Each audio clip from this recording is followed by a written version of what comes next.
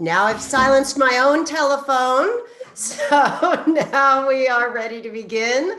What a delight to be here in my own home, looking at all of you. I am so sorry that we're not seeing anyone here this wonderful weekend. I usually enjoy the socializing so much, and I can see a lot of friends here among the audience. So it'll have to do being this far away, but just this close. I can almost touch you. I want to welcome everyone to the panel, Writing Biography in the Age of Me Too. As everyone knows, I'm going to jump right into the introduction, and I'm going to give very short introductions to our distinguished panel, because you're all sitting at your computer, and if you want to look them up, you will find their very, very rich Wikipedia and personal homepages, and I suggest you do, because their books are fascinating. I'm going to just frame out the way no, we're still admitting people. Sorry for rushing. I want to make sure we got everyone. We're all set? Okay. This subject sounded straightforward when it was first proposed, but the minute we started discussing it, we realized it was more than a can of worms. It was several cans of worms, and at the minimum. And so what we thought we would do is just frame it in a sort of simple two-step manner. As everyone knows, these kind of debates about the relationship between and how to negotiate the line between private lives and public presentations is as old as storytelling. I would say even as old as gossip itself. But there are eras in which some of these tensions are far more inflamed than others. And I think many Americans would argue that we are in one of those cultural hotspots right now, when moral sensibilities are evolving at top speed, but different speeds across the population, and at a time when our access to formerly hidden information has exploded. So we're going to start really just setting it up in a very simple way, which was the first was just how to interpret and handle sensitive evidence at its most simple, and particularly with an accent on sexually sensitive evidence. This involves both the question of what level of candor is appropriate when you're covering a subject, and then how we make judgments about in the context of power relations and outside evolving sensibilities. So I'll begin by just introducing very quickly our panel. Amanda Vail is the author of Everybody Was So Young, a biography of Gerald and Sarah Murphy of the Lost Generation. She's the author of Somewhere, a biography of the choreographer Jerome Robbins, and The Hotel Florida, Truth, Love, and Death in the Spanish Civil War, which revisits some of the folks from her first book, only in a even more exciting way. David Garrow, his book, he's written many books, as well as been a professor of law, but his book, Bearing the Cross, Martin Luther King Jr. and the Southern Christian Leadership Conference, won the 1987 Pulitzer Prize for biography. His most recent book, even longer and not much less controversial, is Rising Star, The Making of Barack Obama. Barbara Burkhart, besides being a professor, is also the author of a biography of the legendary New Yorker editor William Maxwell, A Literary Life, who she knew and worked with in person, real live people, always tricky. And she's now working even trickier territory on a biography of Garrison Keillor. So I'm going to just start jumping in. I'm seeing that somebody's asking about sound. Wondering if there's something that can be done about that. If not, sorry, I apologize for not being technologically more capable. So why don't we start with, let's start with well, there's so many ways to start. Let's start with the question of standards and how we begin to think about what evidence we are going to use and how we're going to debate. This is probably the largest question, and maybe it will be too open-ended. But let's start with this way of thinking about it. How do we begin looking at the evidence in front of us and deciding what is acceptable to include and what is not acceptable, or what would we not find persuasive enough to put on the page? I know, Barbara, you talked a little bit about this as one of your principles that you've been really thinking about for quite a long time. Right, yes. Well, I think it's when you have a situation, whether your subject is living or deceased, and you find information that's either come to light in a very public way or something you find that is private in your own research, is it opens this big can of worms that you didn't expect. And I think for me, what I'm trying to do in my situation with Pearson Keeler is to just find as much information as I possibly can and spreading my sources much wider than I originally anticipated, in terms of learning the truth of what happened, not rushing to judgment, making sure I talk to as many people and consult as many documents as possible. Although some are very difficult, if not impossible, to legally attain. But I think what I've kind of narrowed it down to a process where, number one, I'm searching for the truth through scripts, as you always do, of course, through scrupulous research, but not getting too bogged down with what is happening in the media at any given time.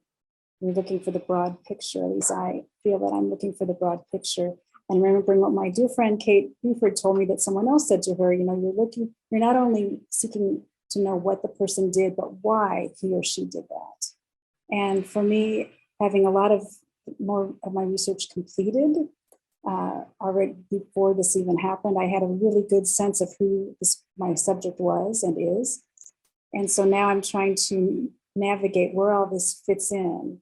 But I guess my guiding principle is to tell the whole story of the life as a whole, the human beings. It's like still in the biographer's hands to use the best judgment possible to determine what the value of the new information is and how it fits into the life as a whole and the human being as a whole person.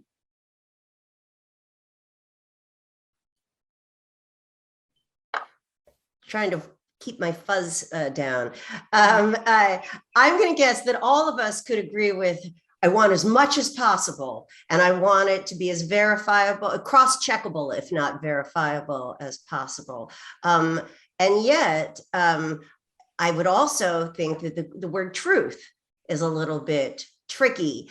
We would all want to say we want to find the truth, but then we live in a moment where truth is constantly debated, and of course, even the idea that, as the brain doctors would tell us, that we even could all agree on a particular truth is debatable. Other thoughts about that would complicate what Barbara pictures as I think very ideal, but not always possible. I would say there's an old, I believe it is the Elizabethan concept of decorum, which does not mean nice manner. Well, it actually sort of does mean nice manners, but it does not mean keeping your ankles crossed and shaking hands properly and all that other stuff. It means things being appropriate. And so the truths that you tell need to be appropriate to the story you're trying to tell. And to the subject, him or herself as well. It feels to me that, you can find out something about somebody, and unless it really is germane to the story, don't include it. I mean, there's no reason to include it. No matter how sensational it might seem, unless it actually tells you something about the person. And, sometimes random stuff doesn't.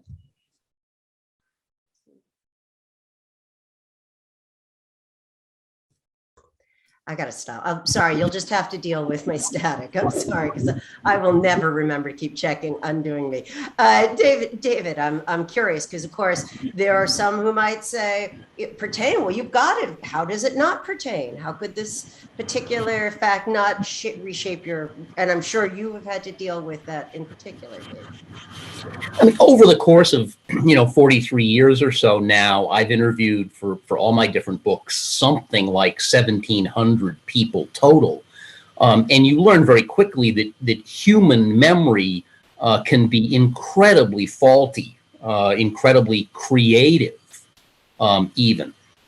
But I also have dealt, with the 1950s, 60s, 70s, an era that is very rich in documents. But the combination of those two things means that there are multiple things I think I know from interviewing people like former Justice Department lawyers that we still don't have documentary support to back up. And I'm very conservative about using, more conservative than some colleagues I know for sure, about going with oral history interview statements that don't have further independent support. You mean to say that if it's just me telling you that the day was sunny, that this important event happened, you will not necessarily believe me unless you go look it up in the newspaper. Was it a sunny day? Is that what you're trying to say? It's a fairly well-known example among civil rights historians. Mr. E.D. Nixon, one of the principal figures in the Montgomery bus boycott of 1955-56. Mr. Nixon was a courageous individual. But his accounts of who did what during the boycott and how did Martin Luther King come to the forefront are simply not reliable. I echo that. I mean, this has nothing to do with hashtag Me Too, but it certainly has to do with truth. When I was doing my biography of Jerome Robbins, there was a story that Arthur Lawrence, the playwright, had told in his own autobiography, had told to multiple other historians, had told to many, many people who then repeated it to me about an incident involving Robbins. I did some documentary research and discovered that it was impossible for Robbins to have been at the place that this alleged incident occurred in. He was in fact in Italy, and it apparently occurred in New York City. And there was just no possibility that it was there. I asked Lawrence, I said, well, could you possibly have been confusing that? I didn't even say confusing. I said, could you possibly have been thinking about this other thing, which, might have been possible for him to have been? And he said, no, it happened exactly. And I gave him all of the documentary evidence that I had. And he said, no, it happened exactly the way I told you. This is history as he wants it, not history as it is. You've got to be careful. And yet, I guess there's some part of me that thinks, much as it's ideal to always have, and I shouldn't take over this but it's one of my hobby horses, is that, even there, you have personal letters with some mother telling her son that she loves him with all her heart. You know what? Not all the time. And not even, they may just talk about gentility that I think there are too many statements that are just impossible to get a second source on. And I think much as we want that to be, I think we're almost pretending a little bit. I don't know, is that we're pretending if we think we don't constantly depend on sources that we're not able to check to make judgments. I don't know. Let me throw that back out.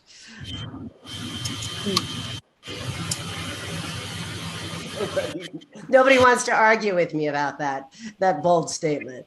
Well, no, I do. I mean, I don't want to argue with you. I think I want to say, yeah, that's possible.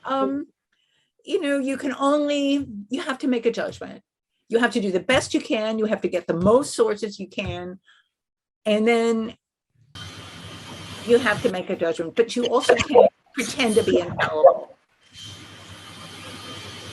So does it make a difference? Does it make a difference in terms of what you're willing to put out there? What do you need? What do you need if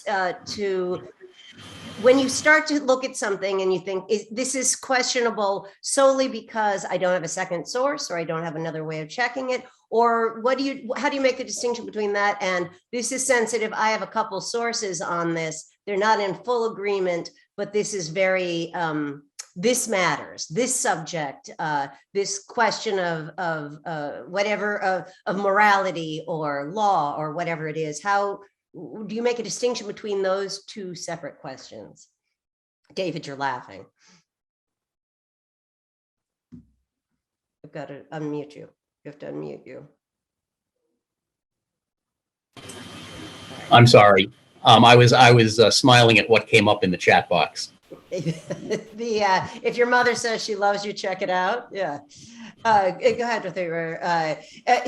Well, here's the question from Beverly Gray. Do you include the famous but incorrect story, the guy who insists that this is how history is, and debunk it, or do you leave it in? Does it become its own kind of evidence?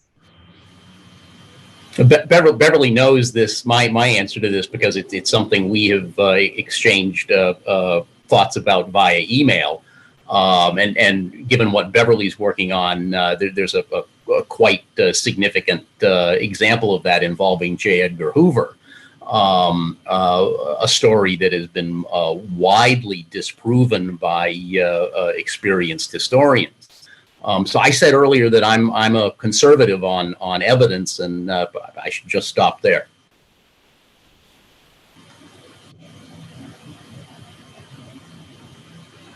I was just going to say, yeah, you should be conservative on the evidence. And people, one of the things that I wrote about when I was writing Hotel Florida was I wrote about people whose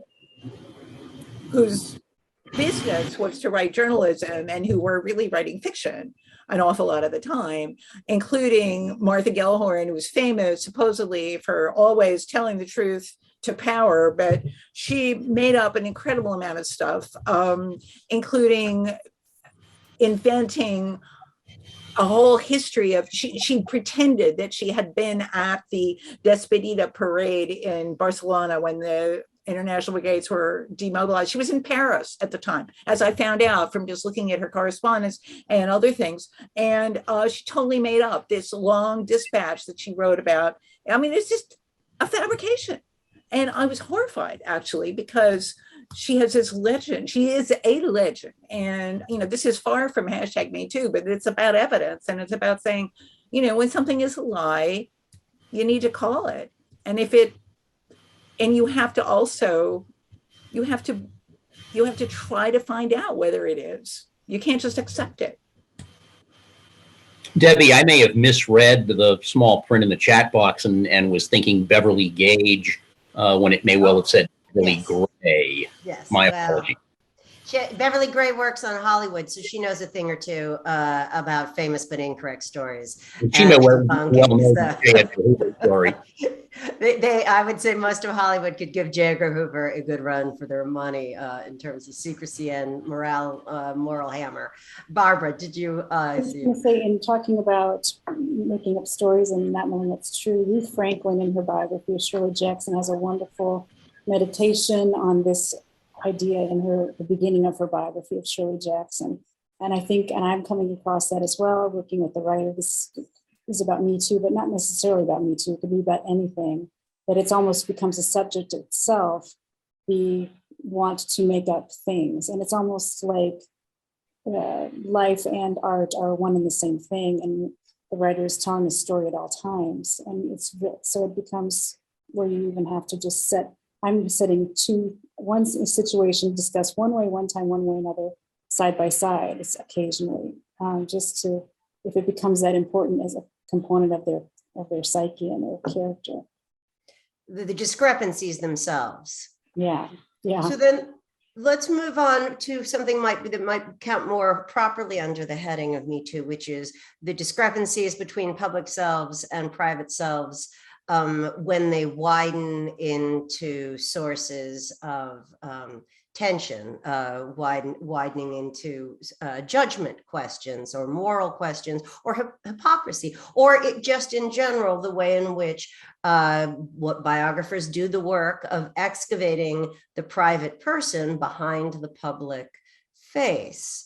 Now it becomes a little more sensitive. Now we're not just on the question of what sort of evidence counts, but when you have evidence that private presentation looks very different than their public selves, especially if it's going to tread on public mores and or scandalize or debunk. How have you guys approached that in the past? And I know all three of you have had to grapple with that as an overall concept and as well as the minutiae of how to deal with it. I'm going to pick that up. Amanda, you need to, once again, sorry, this is not a typical Zoom. You need to. Doing it.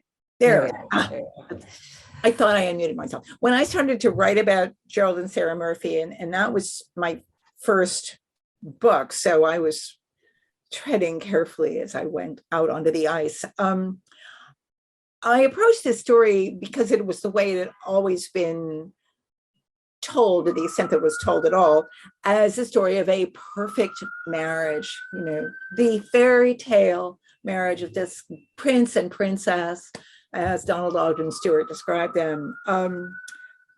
And as I proceeded with my investigations and my reading of letters and diaries and talking to the few people who were around, I began to be aware that there was a great deal more to this marriage and to the story, which was that Gerald Murphy was a closeted gay man, and something that no one had ever said in his family or amongst his friends. He had actually written a letter outing himself to Archibald MacLeish, but it was the most tactful letter. You could read it a million times and you would wonder, what in the hell is he talking about? But you would finally, if you knew what he was talking about, you could say, oh yeah, that's what this is. But if you didn't, you would say, what is this? So I found this out, and inevitably the story of this loving, beautiful, flawed relationship and the way he approached art, which was that art was to compensate for flaws.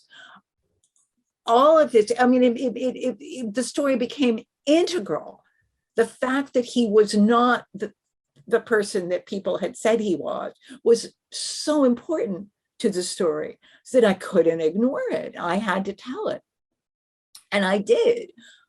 But I also, because of the way he was, the kind of person he was, I didn't want to out him, baldly and kind of uncouthly. I had to, just present the evidence and let people see what was going on.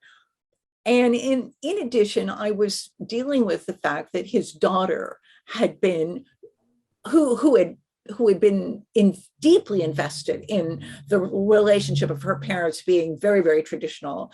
And I couldn't really, it felt like a violation of, if I were to just say, well, actually your father was just a closeted gay man. No, I had to be a little more elegant about how I did this.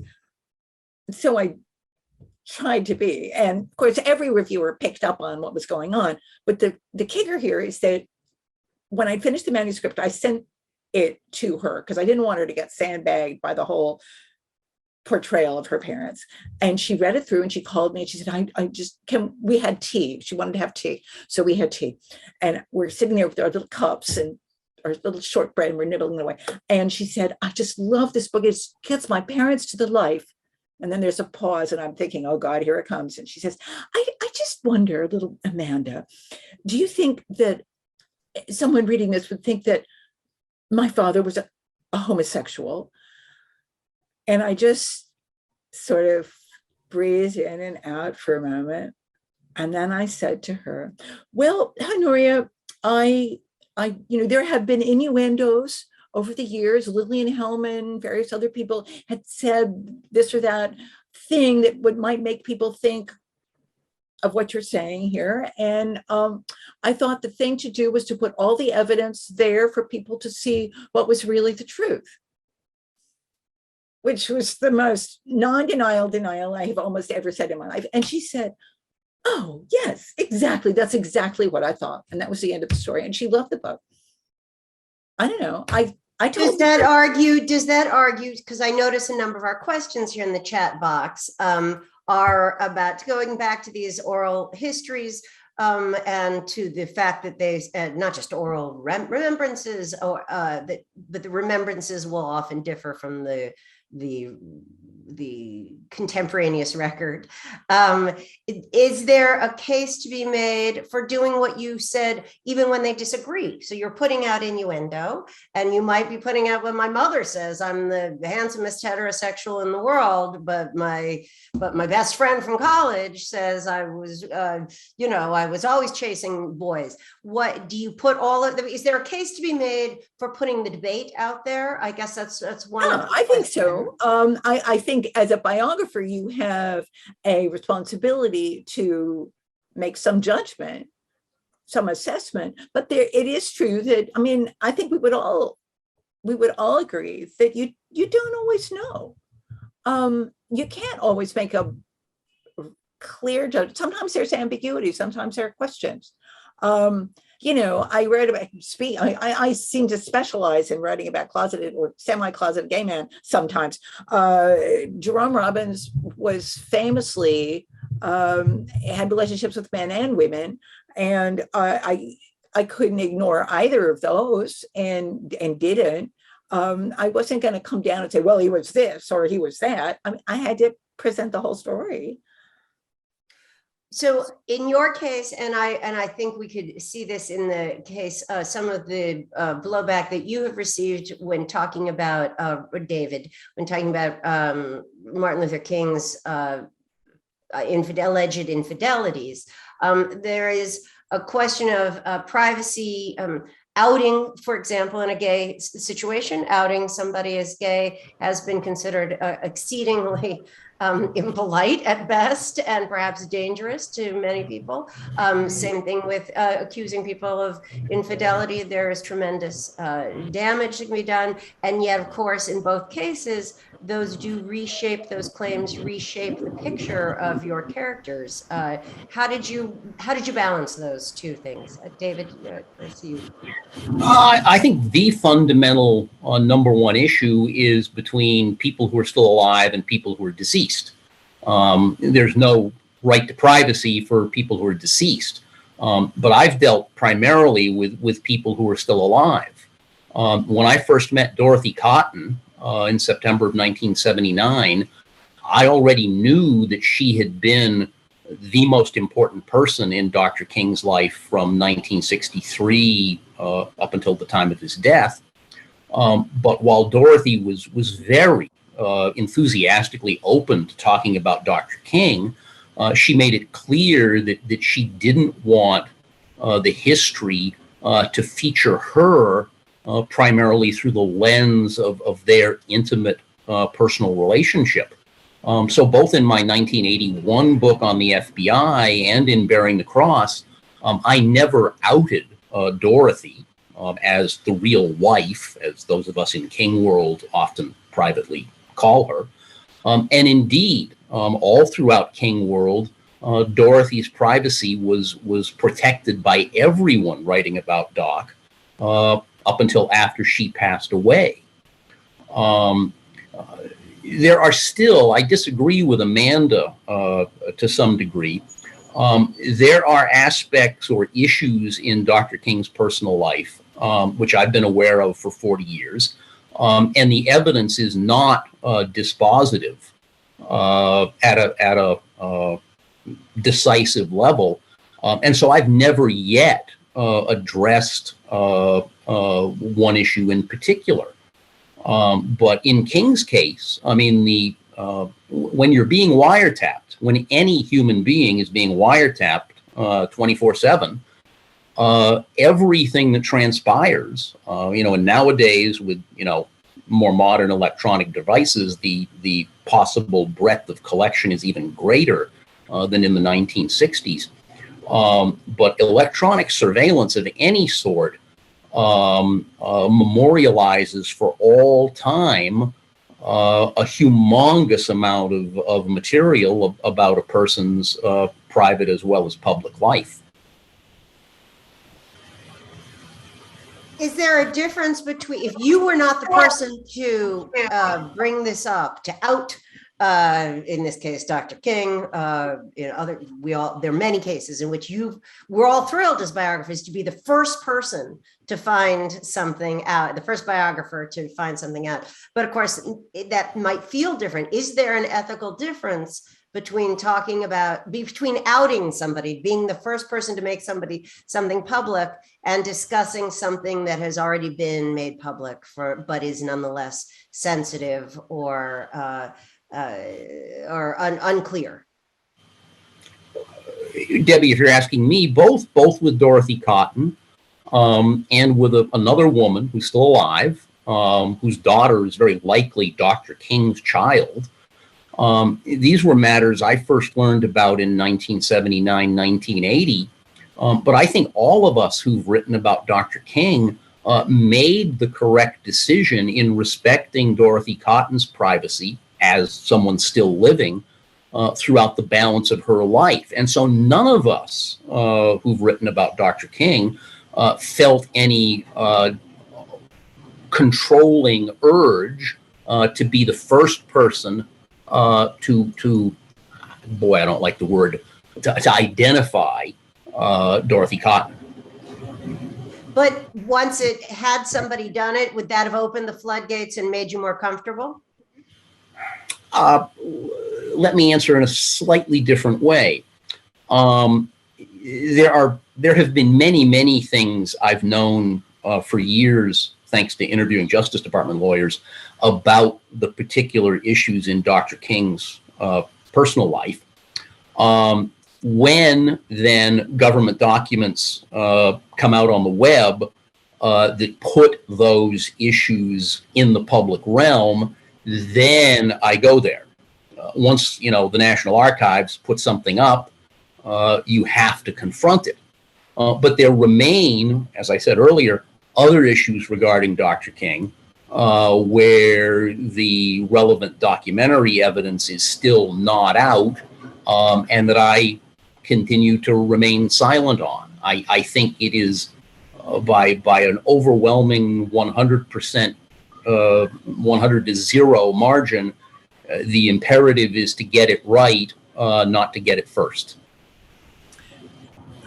David, would you be comfortable writing about one of these, I don't want to call them sources, one of these figures with a pseudonym so that they were not identifiable? No, I've always, as a historian, found the sociology literature oftentimes very off-putting because it's professionally very common for sociologists to use pseudonyms, not just for individuals, but for counties. I can recall reading a very good book several years ago based on field work somewhere in rural Pennsylvania about support for Trump-like political figures. But as a historian, I found it infuriating that I didn't know exactly what county was under discussion. Well, that seems really a bit of a reach to me. But there was one source that I needed to talk to when I was doing my Robbins book, a man with whom he had a very, very affecting affair in the 60s, someone on, and as a result, one of his most important works of art, a great ballet called Dances at the Gathering, somewhat reflected the fact that he was having a relationship with this man at the same time as he was having a relationship with this woman who I had interviewed at great length. my mother would have been so embarrassed because I'm sitting in the front seat of a car and asking her, so what was he like in bed? And I just thought my mother's going to die. But I went there. Reader, I went there. But this guy, the other man in the relationship, he was a psychotherapist and did not feel comfortable with my outing him. He didn't want to talk to me because at first, but I needed to find out what had gone down in their relationship. And I said to him, I will not use your name, because he was treating patients and he didn't want them to know this about him, which I could respect. So and it wasn't, I had to make the judgment call that knowing his particular name was not actually that important. But what was important was what his testimony was. So I went there. No, Oh, go ahead, sorry. Go ahead, David. I don't disagree with what Amanda said about that situation at all. I obliquely wrote about Dorothy Cotton in Bearing the Cross, sort of describing her presence in King's life, but without using her name or any other name. And we still, my colleague John Eig, who's doing what will be the next MLK biography, John is speaking on a competing panel simultaneous with us right now. John and I, the last few years, have spoken repeatedly about many of the other women with whom Dr. King had relationships, and are they still alive or not? Some people's names are easily searchable, but other individuals' names are very difficult to trace.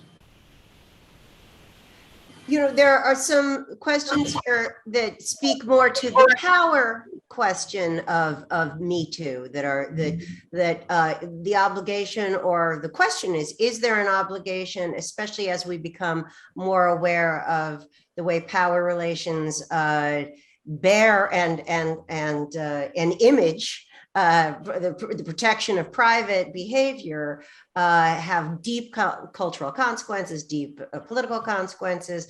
And of course, as a biographer, we are central to the idea of turning up.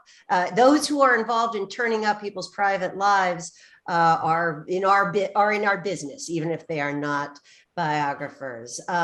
So somebody has asked, well, what if we're looking at something and by today's standards, we would say that's date rape, or that's sexual harassment, or that's far more, that's something we laughed off, some would have laughed off, but now we take very seriously. Have your attitudes changed on that? And I might turn to you, Barbara, in particular, because I know, of course, you're dealing with a sensitive subject that's still in progress, but someone who, when you began your biography of Garrison Keillor, he was a hero, an unabashed hero of public radio, and very quickly had a big fall from grace, which may or may not be permanent, but nonetheless must have vastly changed how you had to handle this stuff. We're not hearing you. Go ahead. That changed it completely overnight. It did. And so I took a little break from it in a way, because I was trying to keep up reading everything. I set aside the writing for a while to keep up to date on what was happening. And he happened to write on Facebook daily about how it was affecting him, which is very interesting and very helpful.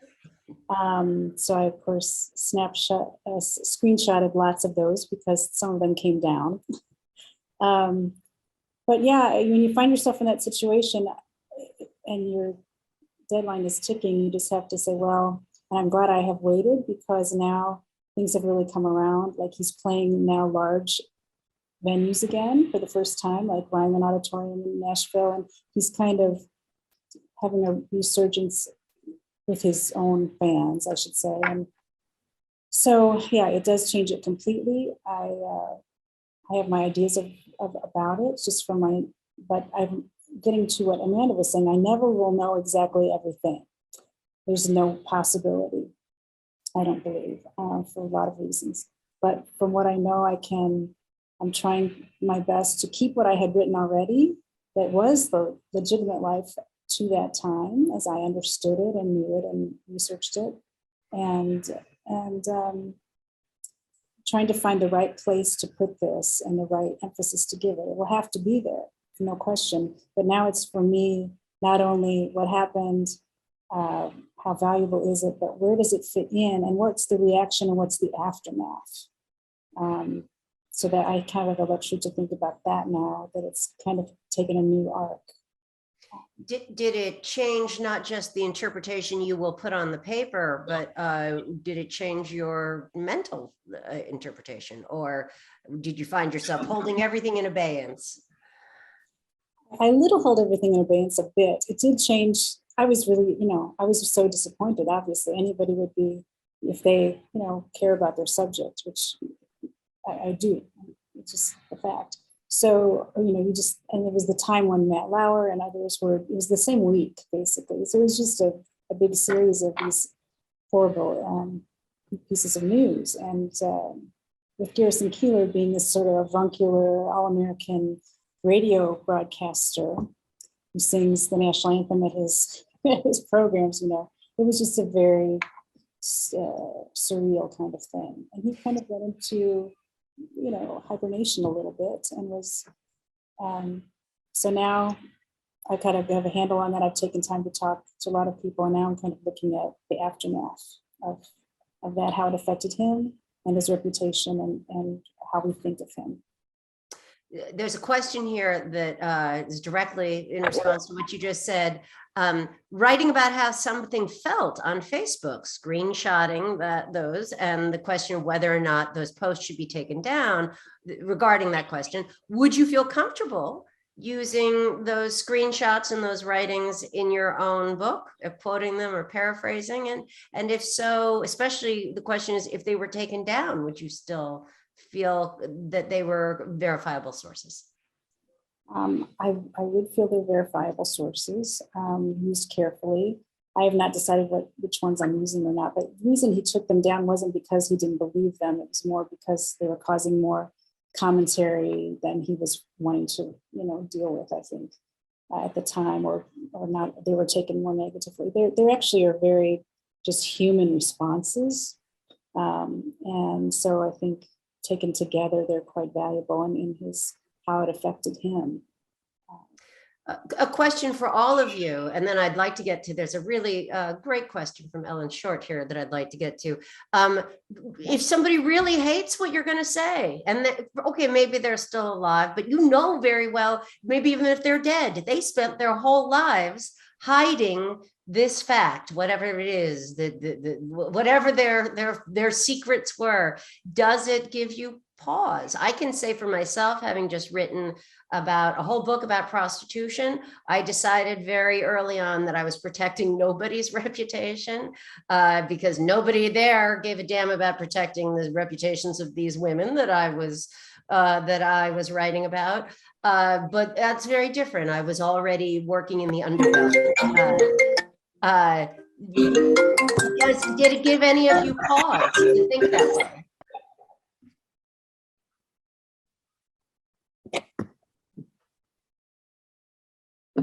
Throwing the question out to our muted panels.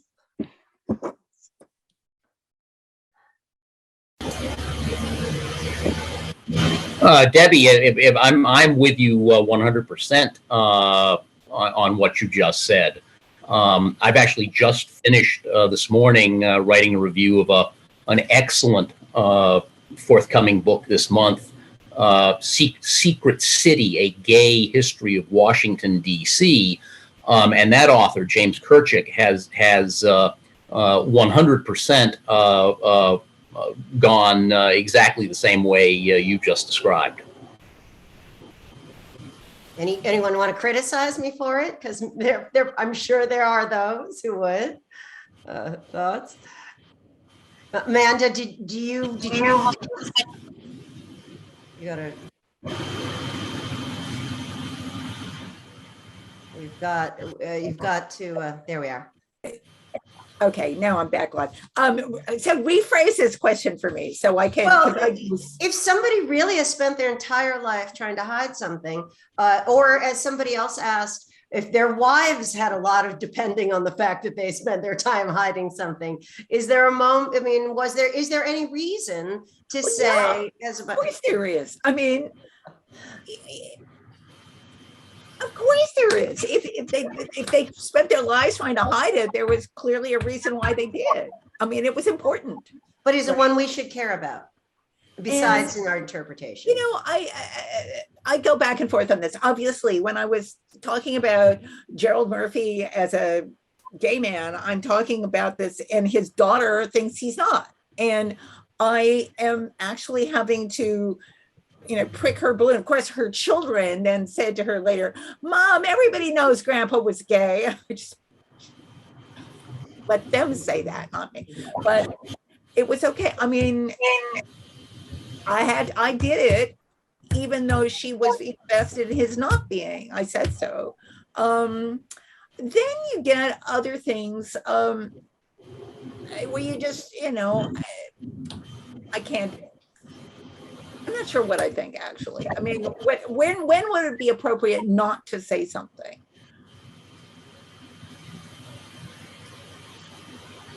If it's germane to your subject, you got to say it. You might not have to say everything. I had a critic of my Robbins book who said, "Oh, that I had spilled every bean in his carefully hoarded cupboard." And I thought, honey, if you thought I had spilled every bean, you have no idea how many beans were in there, because there were a lot of stories I did not tell. I just didn't. You know, you tell the stories that are important and that will help to make the person you're writing about and their journey in life real and palpable to the people you're writing for, I think. Someone asked here, is there a legal liability for writing these truths or supposed truths for people who if they're alive, and there is such a thing as invasion of privacy, and there's some things for which there could be libel, not if the person is dead, but well, there actually are libels that can live beyond the grave, but they're technically very different.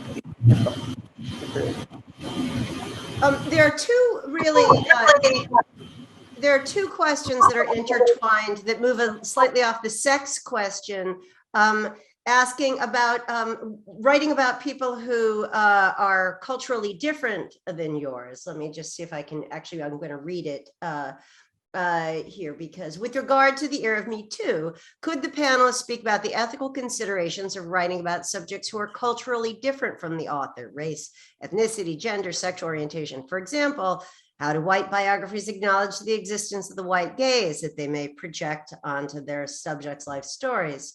Also, the reliance on truth and facts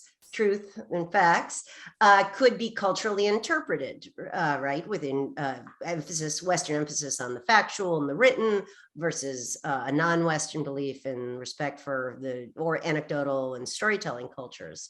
Any thoughts? And then this is, I think, also related to a terrific question from Donna Munker. How do you deal, if you're doing this, how do you also deal with when you encounter other people in your sources who are doing that sort of thing? If I can speak to this, when I was, when I wanted to write, when I was proposing to write the Robbins biography, I had to be interviewed by his estate, his lawyer, his executors. I went to his house and I sat at a table and they asked me questions for an hour. And one of the questions that they asked me was, how do you, and I quote, as a straight white WASP woman, write about a gay Jewish man? And I said, well, first of all, I'm not a WASP. I may look like a WASP, but I'm not. So you should be careful what you ask. I'm a quarter Jewish. I have Jewish family members. This is not a foreign language to me. All I can tell you, I wrote about somebody who was a closeted gay man. You can judge it. You can look at the book and you can decide whether or not I treated him fairly and whether I treated him sympathetically, whether I looked at him with a heterosexual straight gaze or not. And I said, and then you can make up your mind whether you think I'm going to do a fair job of writing about him.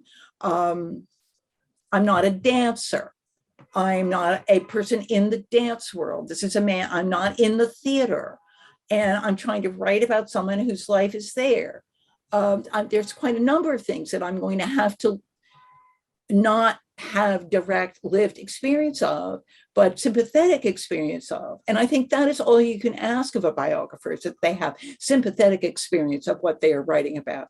If I really do, you're never going to be able to get the perfect biographer who will exactly mirror the lived experience of the subject. And maybe you don't want that either. Maybe someone who has other perspectives can bring a fresh eye to the subject. I don't know.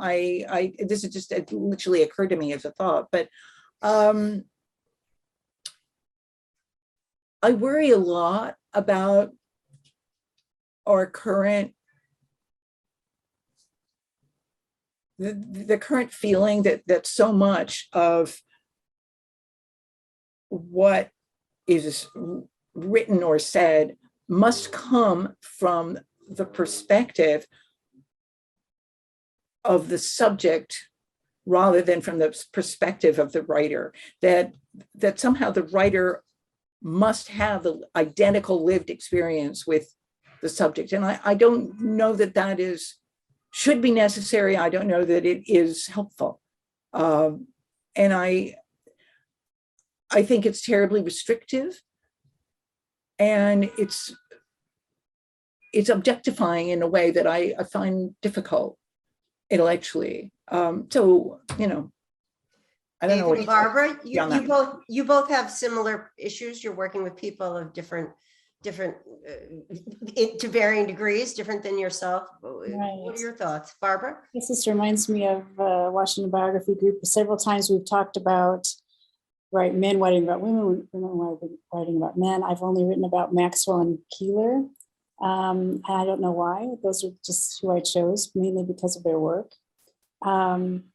I think I agree with Amanda that you're drawn to a subject for some reason, and you can use your own sympathies and powers of empathy to react to them as a human being, more or less. I mean, that's how I kind of approach it. I've read wonderful biographies of women by men and men by women, and trying to do my best to portray that person as a human and not allow my take as a woman to affect that, in a negative way, at least. David, thoughts about this? Because I know you've grappled with this.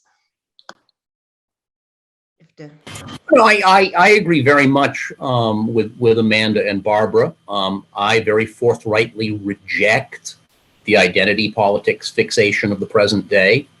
My life experience has taught me that gender is a much more fundamental distinction among human beings than race. So I have had zero problem in writing about African American figures. For me, it would be a greater challenge to write about someone who's female. Now, my big abortion book, Liberty and Sexuality, Estelle Griswold versus Connecticut, 1965. Estelle's a significant figure in that book, but she's a political figure. It's not really about Estelle's entire personal life. And similarly, with the story of Roe v. Wade, Josh Prager's superb book this year, was a finalist for the Pulitzer, The Family Roe, about Jane Roe, Norma McCorvey, and Norma's three daughters.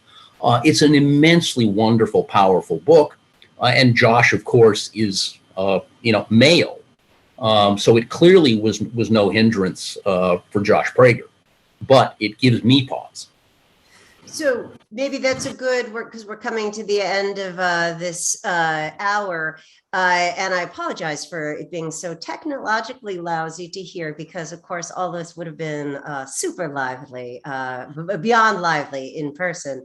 And happy to have a last question if anyone wants to toss one in. But somebody asks here, well, it's something related to this, that have you ever, I guess I feel like I have pulled back a tiny little bit on some of the language I might use and some of the ways I might present something very small, but a little bit. Have you felt the need or urge to change anything now that we're in a more sensitive, and I'm going to say we are in a more sensitive environment, perhaps.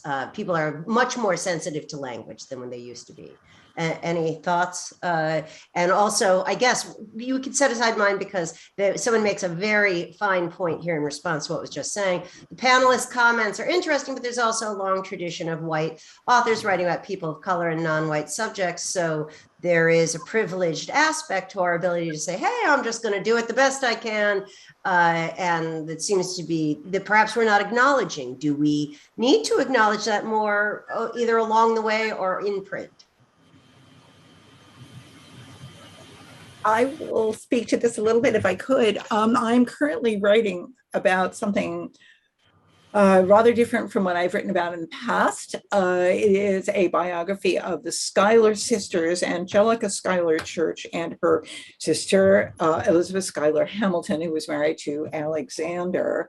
One of the things that I'm dealing with in that book, first of all, these are women who lived more than 200 years ago. And their perspectives are very different from ours. They are so different that even, that's yet another thing. How can someone from our era write about someone from 250 years ago, whose entire construct, the cosmology of their lives is so different from ours? What they consider to be rights, what they consider to be responsibilities, what they consider to be possibility, all of this is different from what we have. And so already this is difficult, but what I am dealing with, and it has been since I started writing this book, I have had to think very much about the fact that the Schuyler family was a family of slaveholders. They had enslaved people working for them. They had quite a few enslaved people working for them. And I need to confront, for the reader and for myself, what that is with these people. Because after all, they are people living at a time when they are trying to proclaim the gospel of the freedom of America from British domination. But how then do you, Philip Schuyler, the sister's father, actually wrote a letter to a friend saying that to continue as a subject of England was to be to live their lives as slaves. And this is a man who owned human beings as chattel, and he's saying this. I'm thinking, did you not hear this? How can you say this? And that, so I'm having to proceed continually interrogating what for them were in some assumptions, and what even for me might have been something 10 years ago that I would have written about without necessarily thinking about it as much. And I think this is a great challenge, and it is often very difficult, but it is necessary, and I embrace it. So sadly we have to end, but that is actually a great spot to end on. We probably should have started with that, which is the question of how are we behaving and thinking differently at an age where we are constantly being pressed by those in the media and in those in life. Anyone who knows anyone who's about 20 years old has been corrected more than once on their thinking. That is where we will have to end it. I wish we could talk about this more. Thank you so much to David and Amanda and Barbara and to Baya for setting this up, and to all of you for tuning in under less than ideal circumstances. Hope to see you again live next year.